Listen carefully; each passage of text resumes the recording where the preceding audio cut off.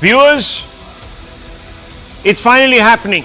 We might just have a contest on our hands. Massive moves in the opposition space in the Hindi belt. After dilly-dallying considerably, the Samajwadi Party and the Congress have announced a Gathbandhan for Uttar Pradesh. The Congress will contest from 17 seats, leaving the rest for the Samajwadi Party. The alliance brings Rahul and Akhilesh back together for the first time after the 2017 assembly elections, where the self-proclaimed UP ke ladke withered significantly in the face of a BJP onslaught. But this time, Akhilesh Yadav has said that they mean business and that their Gathbandhan will defeat Modi. Listen in. इस समय में उत्तर प्रदेश में Bharatiya Janata party का सफाया होगा। अंत भला तो सब भला। क्या समझे? तो क्या माना जाए? आप समझदार हो? सर, गठबंधन होगा? शीट शेयरिंग को लेकर होगा। विवाद छिड़ा हुआ है। कोई विवाद नहीं है। आपके सामने सब चीजें साफ हो जाएंगी बहुत जल्दी। Moments after he made that proclamation, viewers, the Gathbandhan was announced. And it appears that Akhilesh's confidence must be lauded, because the math certainly isn't adding up. In 2017, when on paper the Congress and the Samajwadi alliance looked formidable, the two leaders could only galvanize 28% of the vote. Let's put those numbers up, in fact. 28% of the vote, viewers, between the two of them. The BJP was almost a dozen percentage points. You can see the difference, 28 and 39.67. The BJP was almost a dozen percentage points ahead of their rivals. Had the BSP perhaps not undercut the vote, the two would have stood a chance. The contest would have been closer. But just like then, the BSP is once again not part of the Gathbandhan, which means that the going is perhaps as tough in 2024 than it was in 2017. Yes, viewers, now let's have a look at 2017. In 2017, the Samajwadi Party and the Congress, viewers, there you can see it on your screens, won that share, that 28% share. What is interesting, viewers, is that the BJP at that time, contesting without a face in Uttar Pradesh, picked up 312 seats, beginning really their period of domination. Such has been the dominance of the BJP in Uttar Pradesh under Modi, that even when the BSP and the Samajwadi Party came together in what was touted to be the mother of all Gathbandhans, and once again I'll put those numbers on your screens, viewers, even then, in the face of the mother of all Gathbandhans, the BJP decimated the combined. There it was, viewers. It can't get, at least arithmetically, more emphatic. Samajwadi Party, BSP and RLD, they only ended up with 15 seats in the 2019 Lok Sabha elections. Compare that to the BJP and Apna Dal, Sonelal. That was the faction. 51.19% viewers. Huge gap. 11%. And you can also see the gap in the seats. The Congress retaining only one, and that was Sonia Gandhi's seat. True, the Congress was not part of the alliance. But even if the Congress party's votes were to be added to the Samajwadi Party's votes and the BSP's vote, the BJP would have been comfortably ahead, though it might have lost a few more seats. The number may not have been 64, it might have been 60 at the most, viewers. Viewers, this number tells you that even now it's going to be tough. Interestingly, viewers, in the 2019 elections, the Kurmi and Koiri and other OBCs voted in eye-popping numbers for the BJP. In fact, a Lokniti CSDS poll survey confirms that in 2019 Lok Sabha elections, the non-Yadav castes polled between 80% and 72% in favor of the BJP. Moreover, while the Jatas voted overwhelmingly for the Gathbandhan because of the BSP, the other SCs did not. Their votes were split quite evenly between the BJP and the Gathbandhan. This is perhaps the reason why the I.N.D.I.A Bloc, led by Rahul Gandhi, has been pushing for a caste survey to give ECBs, in his words, their haq according to their purported abadi. But will playing the EBC card aggressively work this time, viewers? Will the Congress addition to the SP and its allies turn the tide? If we are to go by the 2022 assembly numbers, the BJP may still be ahead. Look at those numbers once again, viewers, on your screens. The SP, the RLD, the SB, SP and the Apna Dal all polled together 36% votes. The BJP, the Apna Dal, Sonelal Patel and Nishad Party, these three polled 43% of the vote, viewers. The gap increasing, though the seats coming down effectively for the BJP. It isn't just in Uttar Pradesh but also in Delhi where the I.N.D.I.A Bloc seems to be closing in on some sort of a seat-sharing deal. The Congress might just settle for contesting on 3 out of 7 seats in Delhi. If Kejriwal and the Gandhis can reach an agreement, expect tight contests in at least 3 of the 7 seats. And once again, viewers, turn to your screens for the numbers. Remember, the BJP won all 7 Lok Sabha seats in Delhi in 2019. That's how it looked like.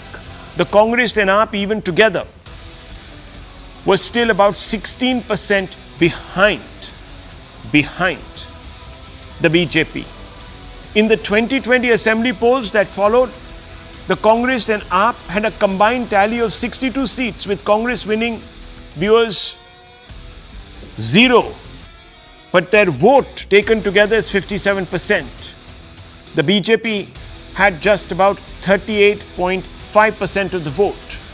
With the I.N.D.I.A Bloc's RJD and Congress alliance intact in Bihar and possible agreements with the SP in Madhya Pradesh and Rajasthan, a common I.N.D.I.A Bloc candidate could narrow the gap between the alliance and the BJP across the 246 Lok Sabha seats in the Hindi belt. At least arithmetically, viewers.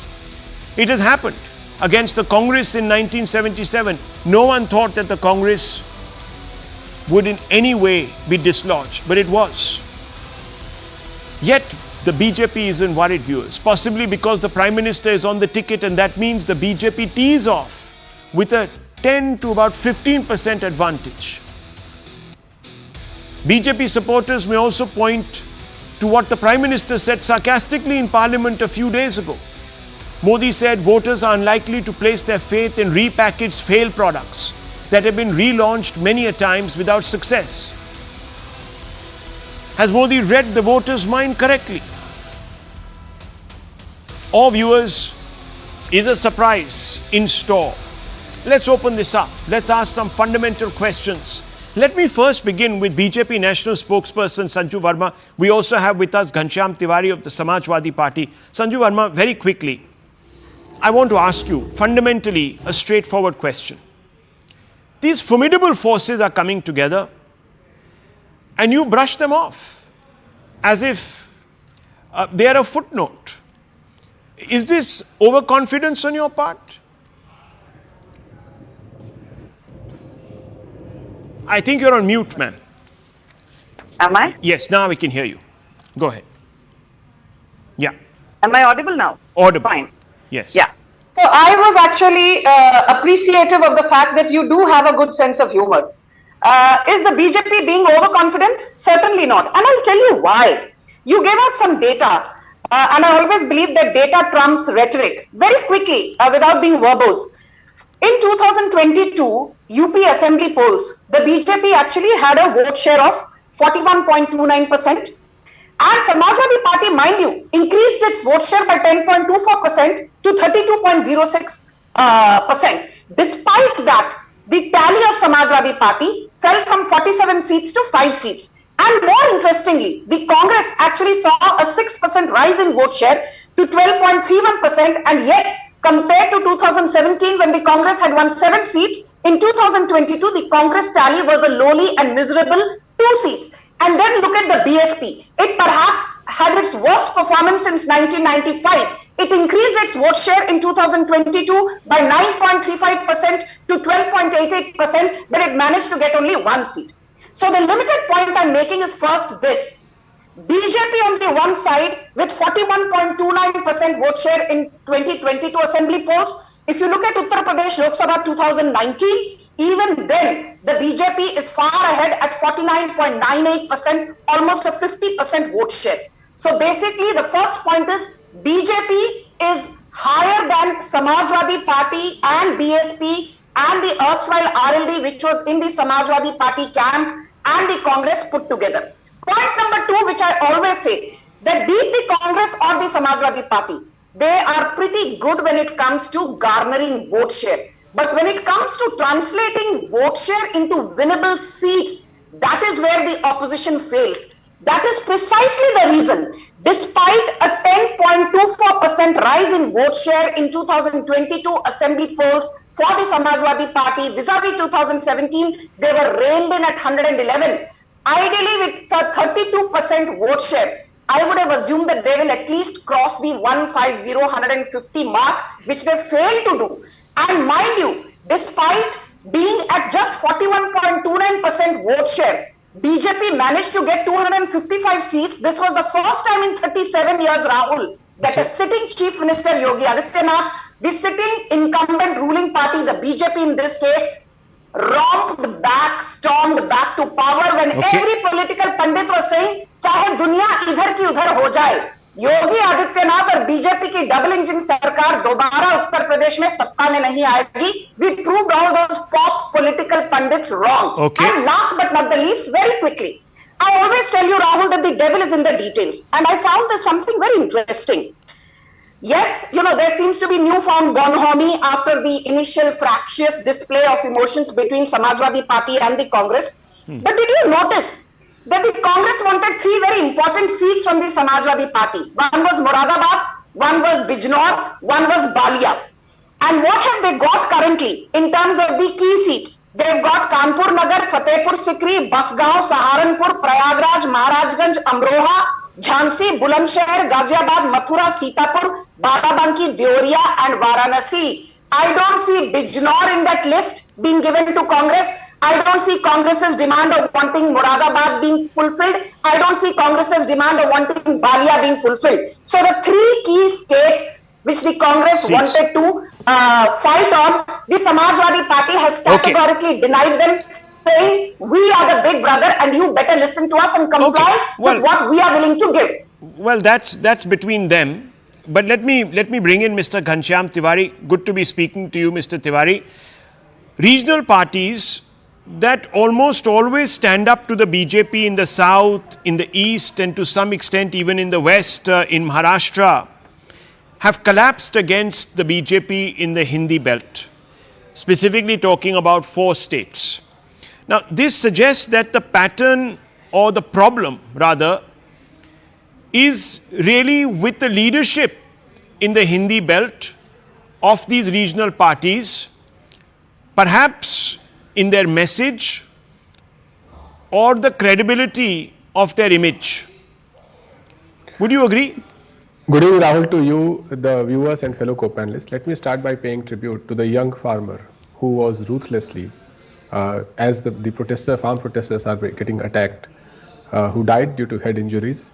And this blame lies on the hands of the General I.N.D.I.A regime that BJP has put on India. Last time 700 farmers died, BJP didn't flinch a muscle. One young farmer died today. It's a sad thing in India that farmers are being fired. BJP, as Sanju Verma ji elegantly put, is so powerful that it can choose to be ruthless against farmers. It is so powerful that in Uttar Pradesh, it could be ruthless against daughters and make Braj Bhushan Singh a candidate. It is so confident about its own strength that it will take away allies from Bihar by backstabbing a running government, or can disrupt another Hindi heartland state, Jharkhand, and dislodge a chief minister. So this display of power in a state like Uttar Pradesh will not hold, especially when you cannot even conduct an exam that 48 lakh students take, standing in front of a railway station in midnight. Everybody would have seen the visuals, 48 lakh students, and the paper leaks. So this is the strength of power. You spoke about Hindi heartlands and failure of regional parties. Let's start. In Uttar Pradesh election in 2022, SP alone by itself got around 3 crore votes. BJP with thousands of crores, by the way, the party of electoral bonds collecting 5,200 crores in electoral bonds, 10,122 crores in donations in just 2016 to 2022, offering 14,56,226 crores in NPA write-offs, has no shortage of funds. So with all this power, they could get 3 crore 80 lakh votes. In the coming election, you will see that the message that BJP has to offer to people is a hollow message, whereas this alliance, India alliance, has a strong message. That message relates to jobs, relates to Beti Bachao being a threat by BJP rather than a slogan. And my final point, you have eminent spokespersons here and analysts, and you yourself cover politics. Can anyone here say how many parties are there in alliance with BJP today? This is not an NDA anymore. It is NSA, Narendra Surrender Alliance. It is Narendra Modi, and those who surrender to Narendra Modi are part of alliance. And everyone here, day in, day out, has been discussing the India alliance. I openly challenge Anand, Sanju Verma to tell the total number of parties that are there in this Narendra Surrender alliance. And that will tell you the reality of this alliance. Okay, just one point I wanted to make, viewers. Yes, Ghanshyam Tiwari is talking about how farmers have been ill-treated, etc. Though he forgets that if that is indeed the case, the RLD, which is the ultimate representative of farmer interests in the I.N.D.I.A Bloc, actually left the alliance, saying that the Samajwadi Party and the Congress, not my words, the young leaders' words, didn't respect the farmers, and therefore we quit. So there is that fact. We can come back to that point, Mr. Tiwari, in just a few moments. Sanju Verma, quick response to Mr. Ghanshyam Tiwari, and then I want to bring in Dr. Ranganathan also. You know, whether you call NDA, NSA or what have you, I will not go down that path, although I'm tempted to call Samajwadi Party as Sab Kuch Khatam Ho Gaya Party. But be that as it may, have you noticed, Rahul, I have done a zillion debates on a zillion channels, including yours. Each time, you know, we start discussing the dot alliance. They will never say what is their common minimum program. They will never say what is their common political agenda. They will never mention even the 5 things that they want to do for the benefit of farmers, women, youth. But what they will do, they will malign Narendra Modi just 20 seconds because he made some reckless allegations. Ghanshyam Tiwari, and more importantly, Rahul Shiv Shankar's audience needs to know, more than 2.8 lakh crore via PM Kisan Yojana has been given directly to 11 crore farmers, point number 1. More than 18 lakh crore, which is more than 7% of India's GDP, has been procured only with respect to wheat and paddy in the last 9.5 years. During the Congress, the procurement of wheat and paddy was less than 3 lakh crore. Point number 3, more than 35 crore insurance applications have been processed under PM Fasal Bima Yojana, where the insurance premium that has to be paid by a farmer is barely 1.5%. And last but not the least, if politics is about perception, if politics is about sending a message, I think by giving the Bharat Ratna to Chaudhry Charan Singh, the grandfather of Jayant Chaudhary, the BJP has sent out a strong message. We stand with farmers, but we don't stand with Andolan Jeevis who want to create reckless lawlessness in India's national capital. Let's not forget what happened 2.5 years back near the Red Fort. And if you endorse Andolan Jeevis, shame on you. You're not standing with farmers, you're standing with career Andolan Jeevis. And that is not the politics that BJP decides to play with. We are with farmers, but not with career Andolan Jeevis. Viewers, a quick point of fact. In the Hindi heartland, one second, Sanju Verma, in the Hindi heartland, we've just had a series of elections, 3 of them, in 3 states. And we know that the so-called I.N.D.I.A Bloc or the Congress and the Samajwadi Party and some other constituents didn't fare very well, despite the same rhetoric, the same argument. So obviously there is a gap here. Now, what is that due to? I'll try to bring in Mr. Sanjay Jha in just a few moments, but Dr. Ranganathan, yes. Good evening, Rahul. I think I would like to make 4 points here. Number 1, when my good friend Ghanshyam ji is talking about and using the word alliance, I'm not going to sound patronizing, but alliance means that there is a confluence of your views, your ethical and moral principles, your friendliness, and that is how you move forward. So you had the allies in the World War or in allies in any other field, they think alike. Now I want to ask, what kind of alliance is this when you've just heard that the Congress, the chief in West Bengal, has called Mamata, what did she say, the queen of cruelty, and the harbinger of the death of democracy. That's the alliance in Bengal. In UP, Congress has accused Samajwadi Party of having let loose a mafia raj. In Kerala, they are accusing Pinarayi Vijayan of 100 crore scam. In Tamil Nadu, they accused DMK of kowtowing to terrorists by felicitating the killer of Rajiv Gandhi. And we know the equation of Aam Aadmi Party with Congress in Punjab as well as in Delhi. So please, if we are calling it alliance, then we need to revisit what the word alliance means. Now let me come to your excellent analysis that you showed in the primer. Now, of course, it would be disastrous for the BJP if it were to sound overconfident. But let me actually go a little bit deeper into your wonderful analysis, Rahul, because, and I've been crunching these numbers as well, they're very revealing for two reasons. Number one, UP is the state that has the second lowest GDP per capita. I think it's about $952 behind, above only Bihar, which is $700. Comparatively, Delhi is $6,000. Now, when you have states that are relatively lower, in this case, second lowest amongst all states, then the fact is the elections in the previous state as well as the center elections have shown that there is a complete confluence and fusion between how people vote as far as the state and the center are concerned, because the central scheme benefiting mostly the people who are going to vote in the state and vice versa. Let me give you just three examples. So in the last 10 years, the center, Modi, let's put it that way, has built 120 million toilets. It's distributed 280 million Ayushman cards, and it has given 100 million gas connections. As many as a quarter amongst all these welfare schemes, a quarter, 25%, have gone to UP. So UP has right now 30 million toilets, UP has 75 million Ayushman cards, and UP has about 25 odd million gas connections. What it does over and above the fact that in the last 5 years, the GDP per capita of UP has shot up from 45,000 to 60,000. I'm just giving the figures. And the 10% increase in the women school girls going to school, and 10-point reduction in the infant mortality rate. So you look at the central schemes, Rahul, you look at health, wealth, and education.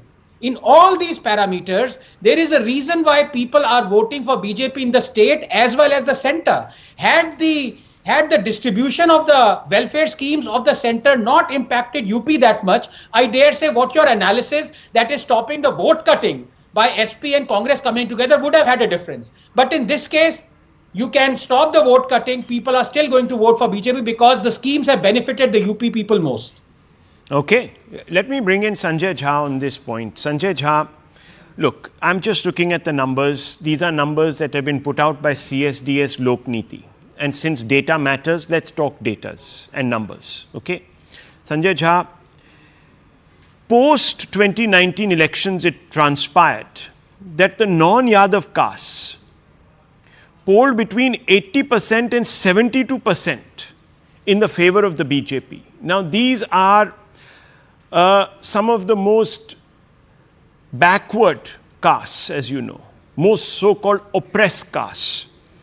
The Jatavs also, who voted overwhelmingly for the Gathbandhan because of the BSP, stuck to what they know, but the other Jatavs, who are so-called record unemployment, if you remember, much was made of the data before 2019 CMIE data that was out, saying that once in 40-year bump up in unemployment, and also on what Rahul Gandhi called the Gabbar Singh tax, GST. Then you had in 2022 the assembly polls. Here in Uttar Pradesh, after COVID and the so-called COVID-induced destitution, you had an overwhelming mandate. 43% of the vote goes to the BJP, despite the Samajwadi Party coming together with a large number of other parties representing the interests of some of these extremely backward castes.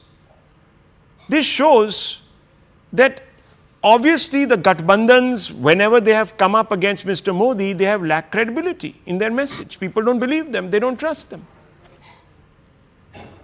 Okay, Rahul, I think this has been a good debate. You have not interrupted anybody, and I think it's only fair that you don't interrupt me when I try and respond to some of the statements made by the BJP spokesperson and the author, Dr. Ranganathan. I'll be very succinct. Somebody mentioned the importance of perception. Let's address that, and I'll give you some data on Uttar Pradesh that will tell you why the BJP ought to be nervous. If they are not, actually, I'll be more than happy. I love an arrogant, overconfident opponent. Here are my quick points. Look at perception.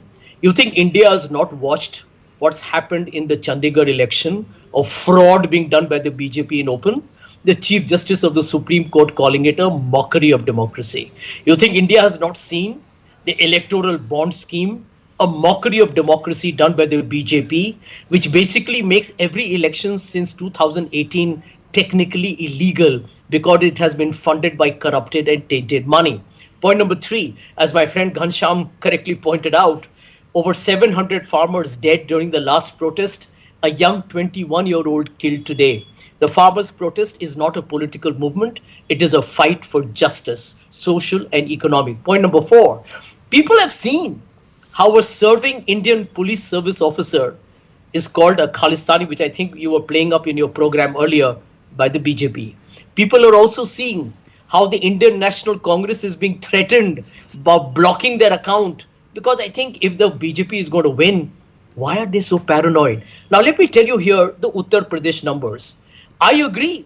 I talk to a lot of people in Uttar Pradesh and they tell me that the BJP's plank will be law and order, blah, blah, blah. But look at the hard reality of Uttar Pradesh. I know people in Uttar Pradesh as well, Rahul. Let me tell you what the truth is. And these are numbers again. Do you know that 2 out of 5 people in Uttar Pradesh are multi-dimensionally poor? In the last 5 years of this current government, manufacturing is down by 1.3%, is negative. Is negative. Somebody rattled off some numbers, but let me tell you, if they were true, manufacturing is negative by 1.3%. Industry in the last 5 years has grown by 0.6%. Negligible. None of the big friends of Mr. Modi are investing in Uttar Pradesh, and ask yourself why. If the law and order has been so good, why not?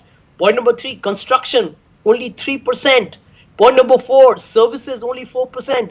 What does it tell you? A young state. And you know, I know people of Uttar Pradesh, even in Mumbai where I live, Rahul. Okay?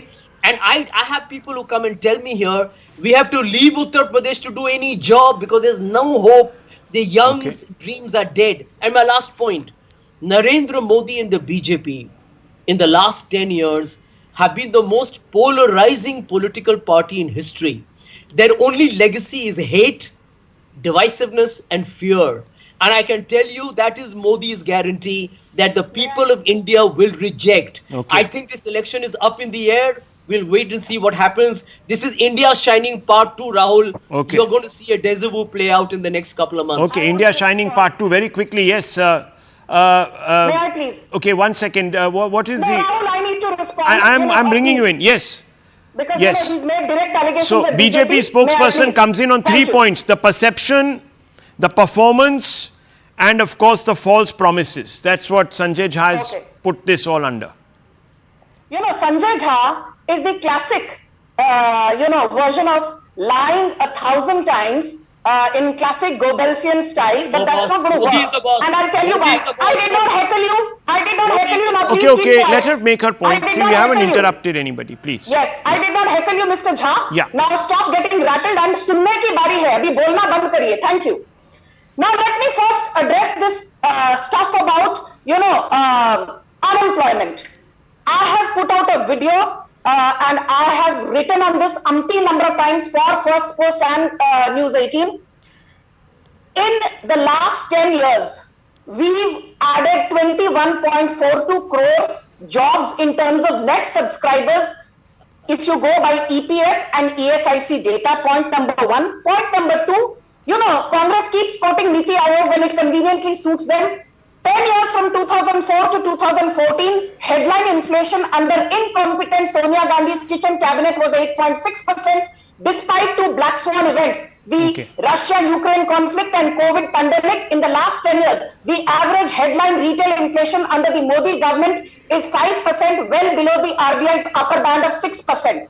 Point number three, CMI is actually a private body owned by Mahesh Vyas, an acolyte of P. Chidambaram. You should look at the PLSS survey put out by the NSSO, and it says that unemployment has fallen from 6.1% in FY18 to 3.2% in FY23, the lowest in post-independent India's history. And now when Sanjay Jha talks about manufacturing growth, I have the latest numbers. Between April and December 2024, financial year 2024, April to December 2023, which is financial year 2023-24, the average manufacturing growth is 7.8%. The average growth in capital goods, which is a very big barometer of whether new investment is being added to the economy, is 10.2%. Last but not the least, please. He spoke about perception. I will take 20 seconds.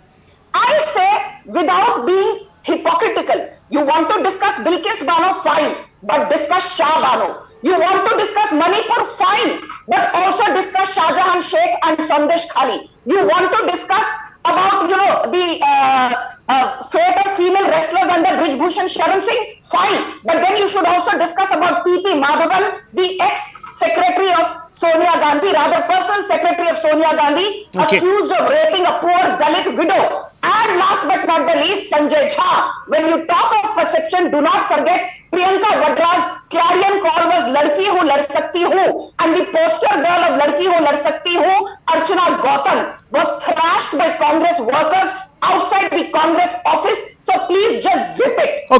Okay. Now, viewers, just a second. I just want to quickly, yes, Dr. Ranganathan, you've been holding up something very quickly, coming to have to move out of this debate. Yes.